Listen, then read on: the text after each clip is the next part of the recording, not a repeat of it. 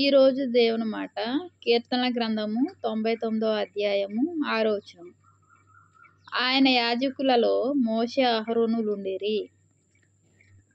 ఆయన నామమును బట్టి ప్రార్థన చేయువారిలో సమూయేలు ఉండెను. వారు యెహోవాకు మొరపెట్టగా ఆయన వారికి ఉత్తరమిచ్చెను. ఆయన యాజకులలో ఎవరున్నారు? మోషే అహరోనులు ఉన్నారు. వారు దేవుని నామంలో ప్రార్థన చేశారు. ఎవరు చేశారు? యేసయ్యకు మొరపెట్టుకున్నారు, దేవాది దేవునికి. ఆయన నామం బట్టి ఎంతోమంది యాజకులలో మోషే అహరోనులు కూడా ఉన్నారు, ఇద్దరు. అంత మాత్రమే కాకుండా ప్రార్థన చేయవాళ్ళు ఎవరున్నారు? సమూయేలు కూడా ఉన్నాడు. మిగతా వారు చేయలేదన్నా, మిగతా వారు కూడా చేశారు.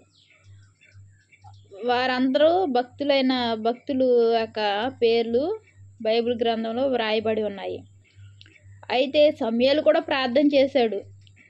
దేవుని సన్నిధిలో ఉండి సమూయేలు దేవుని సన్నిధిలోనే ఉన్నాడు కదా, ప్రార్థన చేయలేదా అని అనుకోవచ్చు. ఇక్కడ స్పష్టంగా ఉంది, ఆయన నామమును బట్టి ప్రార్థన చేయవారిలో సమూయేలు ఉండెను. యాజకులలో మోషే అహరోనులు కూడా ఉన్నారు. వారు కూడా ప్రార్థన చేశారు. వారు యెహోవాకు మొరపెట్టగా ఆయన వారికి ఉత్తరం ఇచ్చాను. ఎలా ఉత్తరం ఇచ్చాడు? వారి ప్రార్థనలు బట్టి వారికి జవాబు దొరికింది, ప్రతిఫలం దొరికింది, మేలు దొరికింది, అలాగే తృప్తి దొరికింది, సంతోషము దొరికింది, సమాధానం దొరికింది, ఆనందము, సకల ఐశ్వర్యము దొరికింది. ఆత్మీయంగా శారీరకంగా కూడా వారు ఉన్నత స్థితిలో ఉండులాగన వారు ఏం చేశారు? యెహోవాకు మొరపెట్టారు. మరి ఈ సమయంలో ఈరోజు మనం ఎవరికి మొరపెట్టాలి? మనం కూడా యెహోవాకు మొరపెట్టాలి. మన కోసం ఆయన ఎక్కడికి వచ్చాడు? గొప్ప సింహాసనము, కోట్ల కొలది పరిశుద్ధులు, అలాగే దేవదూతలు నిత్యము పరిశుద్ధుడు పరిశుద్ధుడు అని కొనియాడబడుతున్న దేవాది దేవుడు అంత గొప్ప స్థలాన్ని వదిలేసి ఎక్కడికి వచ్చాడు? భూమి మీదకి వచ్చాడు. వచ్చి 32.5 సంవత్సరాలు ఆయన ఈ లోకంలో ఎన్నో కష్టాలు అనుభవించాడు. ఎవరి కోసం? నీ కోసం, నా కోసం, మనందరి కోసం. దేవుడు అసలు భరించరాని బాధలు, కష్టాలు, హింసలు పొందాడు. ఈ యొక్క దరిద్రత దీన పరిస్థితి కలిగిన వాడే ఆయన ఏం చేశాడు? పశువుల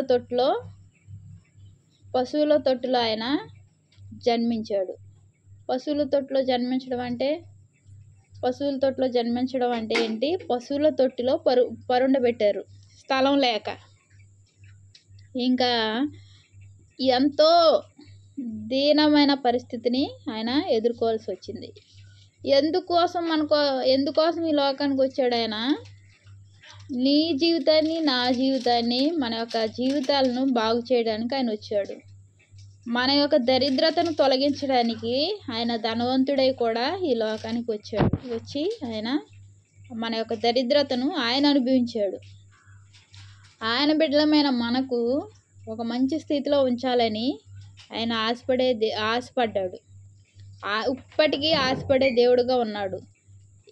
ఆయన ఆశపడుతున్నాడు, కానీ ఆయన ఆశను నెరవేర్చకుండా మనమే ప్రక్కకి తొలగిపోతున్నాం. ప్రియమైన దేవుని మాట వింటున్న వాళ్ళారా, ప్రక్కకి తొలగిపోవడం అంటే ఏంటి? ఈ లోకాశలకు లొంగి దేవుని యొక్క నామంను బట్టి ప్రార్థన చేయడానికి సమయం లేనట్టు ఉండే మన పరిస్థితిని దేవుడు గుర్తు చేస్తున్నాడు. ఏమని గుర్తు చేస్తున్నాడు?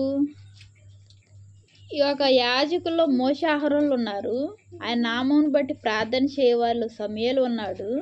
వారు యెహోవాకు మొరపెట్టగా ఆయన వారికి ఉత్తరం ఇచ్చాడు. యెహోషువ మొరపెట్టాడు, నేను నా ఇంటి వారము యెహోవాను సేవించదమని.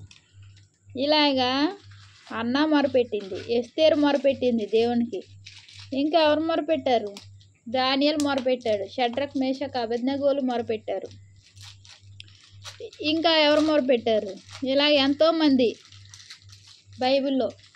నెహెమ్యా మొరపెట్టాడు. నెహెమ్యా ఏం చేశాడు? ప్రార్థన చేసి అక్కడ రాజు దగ్గరికి వెళ్ళి మందిరం కట్టడం నిమిత్తము ముందుగా ఎవరికి ప్రార్థించాడు? యెహోవాకు మొరపెట్టాడు. ప్రార్థన చేసిన తర్వాత అక్కడికి వెళ్ళాడు. ఇలా పరిశుద్ధ గ్రంథంలో అపోస్తులైన పౌలు ప్రార్థించాడు. ఇంకా ఎంతమంది? తిమోతి, ఇంకా చాలామంది భక్తులు ప్రార్థన చేసిన వారి యొక్క జాబితాలో ఉన్నారు. ఆ భక్తుల యొక్క పేర్లన్నీ లిఖించబడినాయి. దేవుడు బైబిల్ గ్రంథంలో వారి పేర్లను పెట్టాడు, రాశాడు. ప్రియమైన దేవుని మాట వింటున్న వాళ్ళారా, ఈ యొక్క భక్తులు, ఈ యొక్క యాజకులు ఎన్నో ప్రార్థన చేసి దేవుని దగ్గర ఎంతో ప్రతిఫలం పొంది ఎన్నో మేలులు. దావీదు మొరపెట్టాడు, నోవాహు మొరపెట్టాడు. ఇలాగా వారి జీవితాల్లో ఎన్నో మేళ్ళు, ఐశ్వర్యము, అబ్రహాము, ఇస్సాకు, యాకోబులు, యోసేపు. ప్రియమైన ఒక పేరు కాదు, ఎంతోమంది భక్తులు ఉన్నారు. వారి యొక్క పేర్లు చెప్పడానికి సమయం చాలదు. ఈ బైబిల్ గ్రంథాన్ని చదివితే ఎంతమంది ఉన్నారో తెలుస్తుంది. అయితే మనం కూడా దేవునికి మొరపెట్టాలి. పరిస్థితులను బట్టి మనం భయపడకూడదు. ఈ యొక్క సమస్యలను బట్టి మనం దేవునికి దూరం అవ్వకూడదు. మనం ఎక్కడికి వెళ్ళాలి? దేవుని దగ్గరికి వెళ్ళాలి. దేవుని దగ్గరికి వెళ్ళినప్పుడు ఏం చేస్తాడు? ఆయన విడుదల చేస్తాడు. సమస్యల నుంచి బయటకు తీసుకొస్తాడు. నీ యొక్క కోరికను సిద్ధింపజేసి నిన్ను ఆయన మేలుతో నింపుతాడు. నీ కోరిక ఏదైతే ఉందో, అంటే ఏంటి? ఆయనకు ఆయాసకరమైన కోరికలు కాదు, నీకు ప్రయోజనకరమైనవి, నీకు మేలు కలిగేవి. అప్రయోజనం కలిగే కోరికలు అయితే దేవుడు నెరవేర్చడం. ఎందుకంటే అది నీకు మేలు కాదు కాబట్టి. అదే నీకు మేలైతే, నువ్వు అడిగేది ప్రయోజనకరమైనది అయితే దేవుడు తప్పక నీ కోరికను తీరుస్తాడు. ఆ కోరికను తీర్చాలంటే మనం ఏం చేయాలి? ప్రార్థన చేయాలి. ప్రార్థన చేసి మనం ప్రతిఫలము పొందాలి. ప్రార్థన చేస్తే ప్రతిఫలం వస్తుందా? ఖచ్చితంగా వస్తుంది. సమూయేలు మొరపెట్టగా ఆయన వారికి ఉత్తరం ఇచ్చాను. వారు యెహోవాకు మొరపెట్టారు, ఆయన వారికి ఉత్తరం ఇచ్చాడు. ఈ సమయంలో ఈరోజు నీవు నేను మనందరము దేవునికి మొరపెడితే ఆయన మనకు ఉత్తరం ఇచ్చే దేవుడుగా ఉన్నాడు. మనకెంతో విడుదల, మనకెంతో సంతోషము, మన జీవితంలో సమాధానం కలుగుతాయి. దేవునికి వందనాలు. ప్రార్థన చేసుకున్నాం. మహాప్రేమ గల తండ్రి, కృపగల నాయన, నీకేనో వందనాలు, స్తోత్రాలు చెల్లించుకుంటున్నాను ప్రభా. తండ్రి, యాజకుల్లో మోషాహారంలో ఉన్నారయ్యా తండ్రి. ప్రార్థన చేసేవారిలో సమూయేలు ఉన్నారు ప్రభా. సమూయేలు భక్తుడు ప్రభా నాయన, దైవజనుడు తండ్రి యేసయ్యా. మొరపెట్టగా వారికి ఉత్తరం ఇచ్చావు ప్రభా. ఈ సమయంలో ఈ రోజు కూడా ప్రభా, నీ పాదాలు ఎదుట సాగిలపడిన వారికి ప్రభా నాయన, నువ్వు ఘనపరచుడే అన్నావు, పాదపీఠం ఎదుటి సాగిలపడుడే అన్నావు ప్రభా. నువ్వు పరిశుద్ధుడు అయ్యా. పరిశుద్ధుడు అయిన నిన్ను ప్రభా నీ ఎదుటి సాగిలు పడినప్పుడు ప్రభా, నీకు మొరపెట్టినప్పుడు ఉత్తరం ఇచ్చి ప్రభా నాయన, నువ్వు దయచూపే దేవుడుగా ఉన్నావు ప్రభా తండ్రి. మా మొరెవరో వినరు కానీ నువ్వు వినే దేవుడుగా ఉన్నావు కాబట్టి నీ సన్నిధికి వచ్చామయ్యా. మా ప్రార్థన ఆలకించండి తండ్రి నాయన. మన ఇంటి సొగసు ఛానల్లోని దేవుని మాట వింటున్న ప్రతి ఒక్కరిని ఆశీర్వదించండి ప్రభా తండ్రి. నీ మేళ్లతో నింపండి, నీ శక్తితో నింపండి అయ్యా తండ్రి. నీ కృపతో నింపండి ప్రభా. వారి జీవితాల్లో గొప్ప కార్యాలు చేసి వారిని సాక్షులుగా నిలబెట్టి ప్రభా నాయన తండ్రి, వారి హృదయాలను సంతోషంతో పొంగులాగిన తండ్రి, వారి హృదయాల్లో ప్రభా నాయన సమాధానం కలుగు చేయండి ప్రభా. ప్రతి బిడ్డని పేరు పేరున ఆశ్రయించి దీవించి నీ రెక్కల చాటున ప్రభా భద్రపరచమని సహాయం కోరుకుంటూ నా ప్రభుని ప్రియరక్షకుడు అయిన యేసుక్రీస్తు వారి నామంలో అతినియంగా బ్రతిలాడి వేడుకుంటున్నాను తండ్రి. ఆమేన్, ఆమేన్.